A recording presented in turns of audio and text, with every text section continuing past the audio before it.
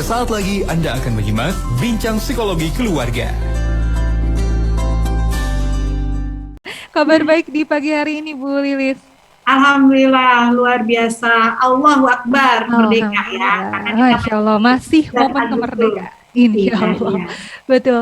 Temanya kali ini adalah anak biologis versus anak psikologis, begitu ya, Bu. Kalau coba saya berpikir dari semalam, oh anak biologis ini berarti anak yang memang dilahirkan oleh orang tuanya mungkin ya. Kalau anak psikologis, mungkin anak yang memiliki kedekatan dengan orang tuanya walaupun bukan anak kandung.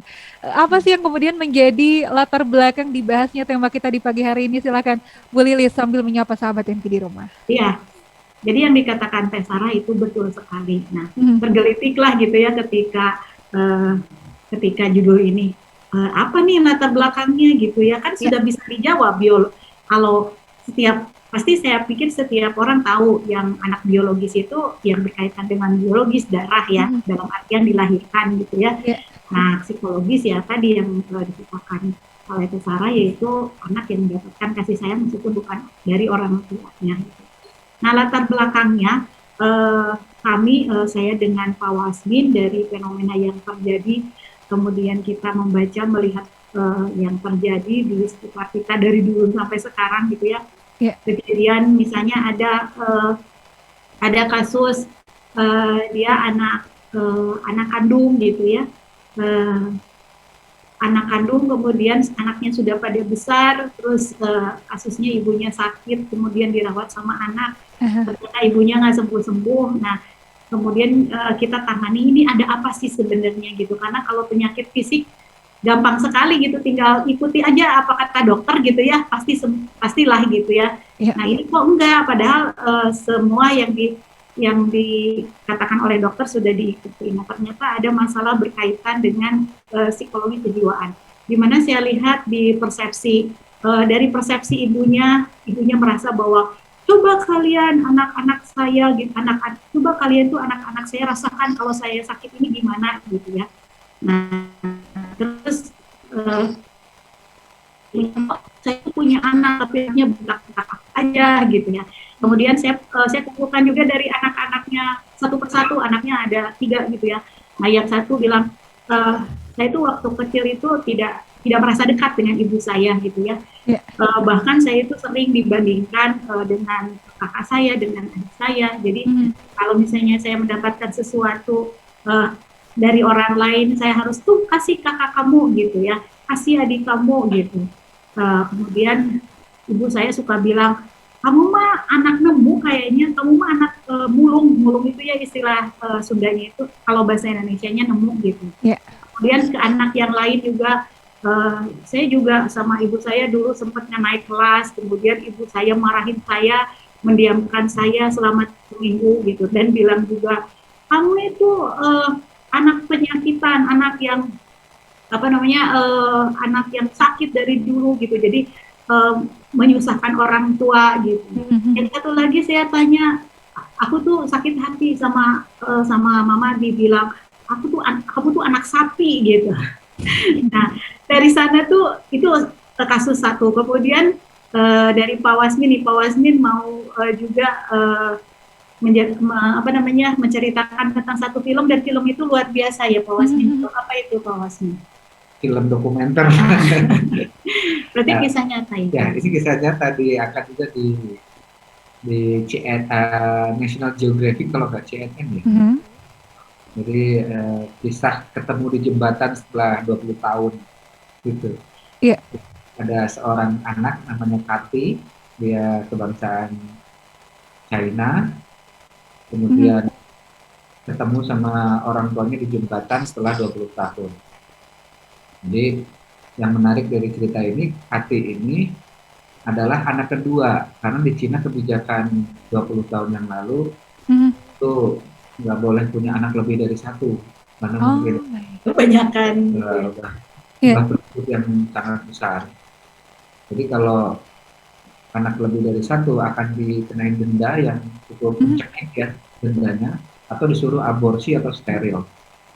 Nah, bapak ibunya Kati ini ketika melahirkan Kati itu pun bukan udah dikejar-kejar aparat, tapi mereka ketika mau mengaborsi nggak mau karena itu dosa, jadi masih ada nilai seperti itu. Hmm. Melahirkannya pun sudah dikejar-kejar aparat, pas sudah lahir bingung nih mau dikemanain gitu. Akhirnya keputusan mereka berdua orang tua KT ini untuk eh, kita harus melepaskan ini, kalau kita tidak kena denda kita harus melepaskan. Dalam kondisi yang sangat miskin tentu nggak bisa membayar denda kan.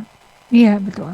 Akhirnya dilepaskan, dibawa ke pasar, ditaruh di tumpukan kardus gitu, sambil ditinggalin sebuah kertas. Yang isi tulisan kertas tersebut adalah temui kami nanti di jembatan ini lagi. Ada di pasar, tapi di dekat pasar itu ada sebuah jembatan. Temui kami nanti di jembatan ini lagi 10 atau 20 tahun lagi. Iya. Sambil di situ di surat itu dituliskan kami terpaksa melakukan ini karena kondisi kemiskinan yang parah di kami dan aturan pemerintah yang tidak membolehkan anak lebih dari satu, tapi kami mencintaimu. Dan akhirnya anak ini di panti asuhan, ada yang mengambil kemudian di panti asuhan, kemudian di panti asuhan itu diadopsi sama keluarga di Amerika. Ada seorang keluarga Amerika yang mengambil hati ini untuk mengadopsinya. Nah, tentu saja dengan mata yang sipit itu dia merasa mulai berbeda kan, ketika besar dengan kakak angkatnya hati ini gitu. Tapi dengan orang tuanya pun berbeda gitu. Hanya memang dia tidak merasakan sama sekali dibedakan dari sisi kasih sayang. Iya. Dia merasa bahwa saya sangat diterima sekali gitu. Nah, masalah terjadi ketika dia sudah mulai bergaul keluar gitu. Nah, orang luar mulai bertanya kan, oh, kamu beda. Kamu beda. Dan disitulah nanti mulai mencari arsip-arsip. Dia mulai ke lemari untuk mencari arsip-arsip dokumen-dokumen yang menunjukkan dari mana asal usul dia gitu. Nah, akhirnya memberanikan diri kan untuk bertanya ke ibunya.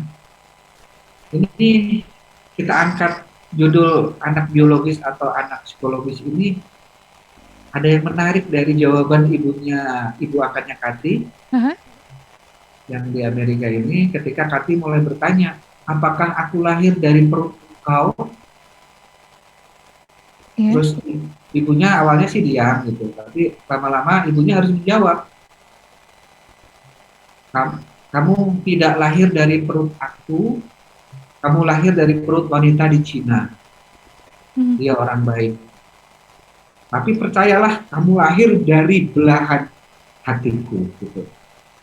Nah, ini jawaban ini yang luar biasa ya. Kamu tidak lahir dari perut aku, ibunya jujur nih ibu angkatnya. Kamu tidak lahir dari perut aku, kamu lahir dari perut seorang wanita baik di Cina. Tapi percayalah, kamu lahir dari belahan hatiku. Nah, Kati sendiri mendengar jawaban itu ya, kemudian tidak membesar-besarkan masalah asal usulnya dari mana.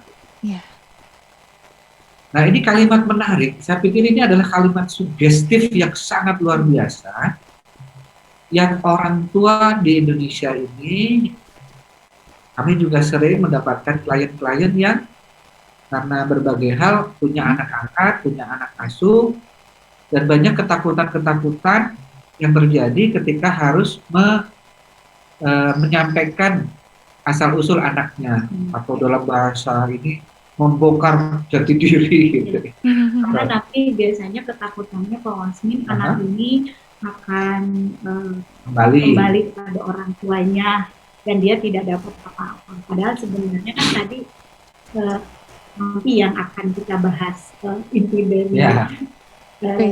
dari judul itu ya. Gitu. Anak biologis atau anak psikologis. Beda lagi dengan tadi Pak Wasmin yang saya sampaikan ya, di mana itu anak kandung, anak beneran kandung gitu. Tapi di mana anak merasa tidak diterima oleh orang tua, dibanding-bandingkan. Kemudian tadi kata-katanya juga, kamu tuh anak mulung gitu, anak nemu, kamu itu anak sapi gitu ya. Kamu itu anak penyakitan gitu, sehingga anak-anaknya itu padahal anak biologis tapi tidak merasakan akan hal tadi belahan lahir dari belahan Hati. jiwa, belahan hati itu tidak merasakan, padahal itu harusnya ibu kandung loh, ibu yang mengandung gitu ya. Nah ini beda dengan si Kathy yang dia sebenarnya tadi ibu angkatnya bilang ya, kamu tidak terlahir dari perutku, tapi lahir dari belahan hatiku. Nah ini yang dalam. Kalimat yang luar biasa. Baik, silakan Bu Lilis, boleh. Ya, nanti yang kalimat ini akan mempengaruhi meskipun dia bukan ibu kandung, tapi dia memberikan rasa nyaman gitu ya. Dia tidak akan mempermasalahkan. Tapi banyak juga kasus yang ini ibu biologis loh, orang tua biologis, tapi anak tidak perasaan hati. Kemarin sempat ya kan, saya suka bilang ke anak saya itu, anak laki-laki saya yang bungsu, boy gitu ya.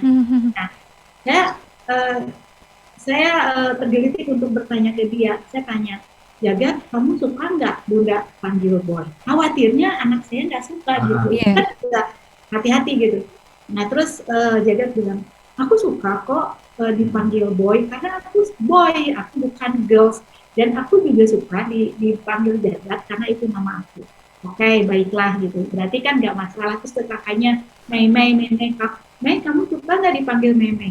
Nama aku Damai, Bun, bagus. Jadi panggil aku namanya Damai, baik gitu ya.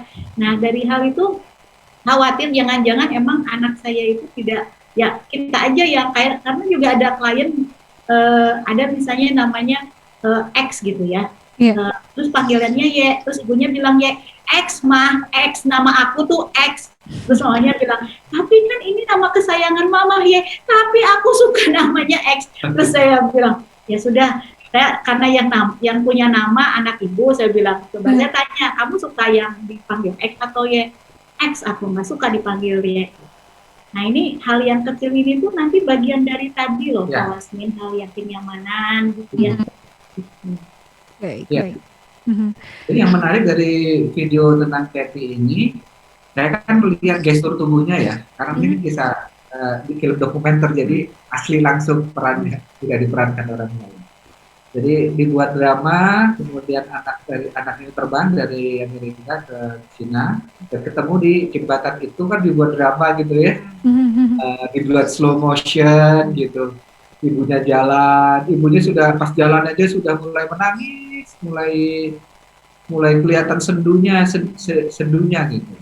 Nah yang menarik si Kathy ini datar aja nih, gitu, datar tapi tidak kelihatan aku enggak gitu, aja kelihatan anak milenial yang kelihatan penuh tanda tanya aja, gimana, apa yang bingung ya, apa yang harus saya lakukan gitu. Tapi dari sisi emosi tidak terlihat bahwa dia sedang merindu, sangat rindu, itu enggak gitu. Pas ketemu ibunya yang meluk sampai meluk perutnya gitu. Jadi ibunya malah yang meluk perut si Kathy ini, seperti tinggi banget. Kathy-nya kan emang enggak tinggi gitu. Dan Kathy-nya juga meluk, tapi saya lihat wajahnya emosinya enggak terlalu intens gitu. Malah emosi agak sedikit mencari-cari, karena kan dia nggak bisa bahasa Cina kan ini, benar seorang Cina. Betul, karena tidak besar di Cina ya. Nggak bisa bahasa Cina. Seperti sedang menerjemahkan apa gitu, bukannya dia ikut nangis apa gitu, enggak gitu. Ini yang menarik loh. Saya pikir Kathy akan gabruk juga gitu kan, yang selama 20 tahun nggak ketemu, dia rindu sekali, gabruk gitu. Tapi saya lihat datar gitu. Dan wajah datar ini juga yang disampaikan oleh beberapa orang tua yang konsul ke saya, yang sangat dilema saat dia anaknya mulai bertanya-tanya tentang orang tua kandungnya gitu. Gimana Pak Wasmin? Ini anak adopsi ya. Anak adopsi kan. Gimana Pak Wasmin, nanti kalau saya kasih tahu, emang kalau ibu kasih tahu gimana? Cari ngasih tahunya gimana? Cara ngasih taunya dengan dipeluk, ya kamu lahir tidak dari perutku, tapi aku sayang ke kamu. Dari belahan hatiku. Akhirnya sama ibunya diantarkan benar ke ibunya gitu, ke ibu kandungnya gitu. Mana Bu? Iya sih, bagus, biasa aja, tapi udah tuh biasa minta pulang, kirain dia pengen nginep apa gitu. Tapi nggak minta nginep apa gitu. Nah, ini apa fenomena apa Bu Lis ya? Dia kan padahal anak biologisnya satu darah gitu, tapi nggak ada kontak apa itu ya? Seperti nggak ada kontak gitu. Iya, tadi kontak rasa, kalau di psikologi sering disebut dengan kontak afeksi. Kontak afeksi ya. Mhm. Itu berupa kenyamanan, kedekatan, ya. Iya. Nah, kadang misalnya ada seseorang, dia ke suatu daerah, terus daerahnya ya kulitnya itu kulit gelap gitu, terus nggak betah perempuannya, kan menurut dia yang cantik itu kulitnya putih gitu ya. Mhm. Nggak betah soalnya wanitanya kulitnya hitam-hitam gitu. Beberapa lama terjadi interaksi, ngobrol, kedekatan gitu ya, akhirnya dia menikahi juga yang kulitnya gelap. Nah, karena memang nanti bukan hanya biologis saja Pak Wasim, bukan hanya fisik saja gitu, Iya. tapi nanti juga bagaimana dia berkaitan dengan rasa, berkaitan dengan afeksinya Pak Wasim. Mhm. Baik, baik.